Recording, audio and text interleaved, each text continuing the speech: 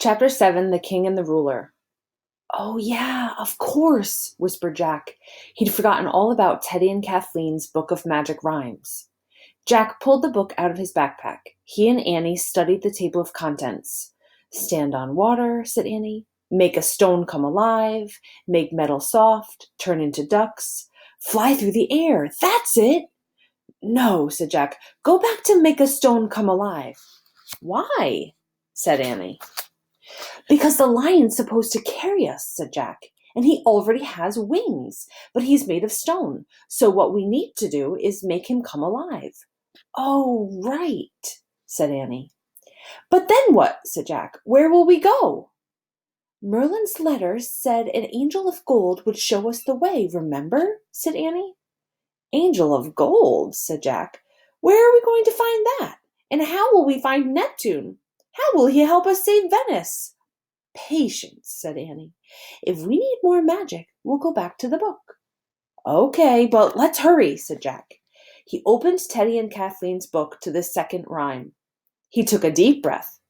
He looked down at the lion on the ledge. Then he read in a loud, clear voice. Stone so silent, cold and hard, cum mata lie, cum mata scarred. A cracking sound seemed to come from deep within the lion's body.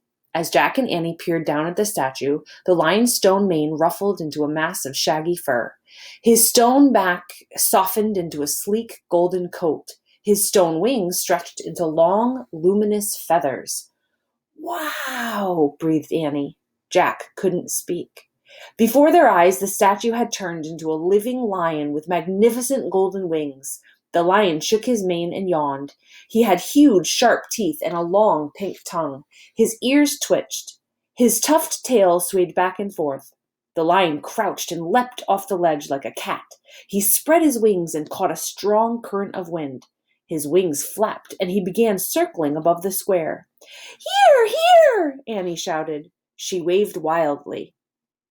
The winged lion turned and flew back toward the tower.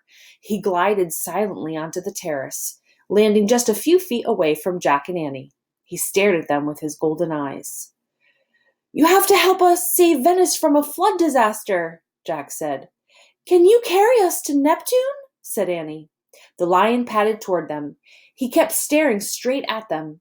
He tilted his tremendous head and let out a long growl, as if he was trying to answer. We have to climb on your back, said Jack.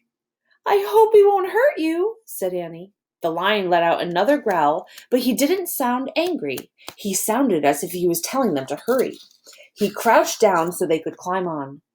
I'll go first, Jack said to Annie. I'll hold on to his mane and you hold on to me. Jack slipped off his backpack and dropped it onto the terrace. Take the book of rhymes, said Annie.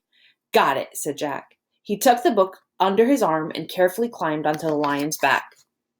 Annie climbed on behind Jack and wrapped her arms tightly around his waist. Jack twisted his fingers into the lion's mane. The mane felt surprisingly soft. Okay, we're ready, said Jack. The lion stood up. He trembled slightly, then he leapt off the terrace. Ah! Jack yelled. The rhyme book slipped from under his arm and fell down into the flooded square below. Oh no! Our book! Cried Jack. Hang on! Cried Annie. The lion flapped his great wings and rose through the sky. Jack pressed his knees into the lion's warm back and clung to his mane. The lion flew toward the fireworks. A shower of red sparks was opening like an umbrella. Booms and whistles filled the night. Fiery bits rained down through the darkness, whistling into the canal. Help! We're headed straight into the fireworks! Cried Annie. The lion dipped and turned away from the fireworks. The red showers gave way to bursts of blue and green. Which way do we go? Shouted Annie. As the lion flew back toward the square, Jack saw the gold weather vane on top of the watchtower. It was in the shape of an angel. The angel of gold! Shouted Jack. The weather vane was no longer pointing north with the winds. The angel was turning slowly around and around, pointing in all directions. Fly closer to the angel! Shouted Annie. The lion turned and flew toward the watchtower. As they drew near the golden angel, Jack called out, Which way do we go? Which way? The weather vane turned in a full circle and then came to a complete stop. The angel was pointing towards the southeast, over the choppy water. "To the sea!" Annie called over the wind. The lion turned and soared into the wind, his strong wings shining like gold. "Oh, wow!" cried Annie. The flying lion glided past the fireworks and over the wide canal. Leaving Venice behind, he flew high over the stormy seas. Jack gripped the lion's mane with all of his might.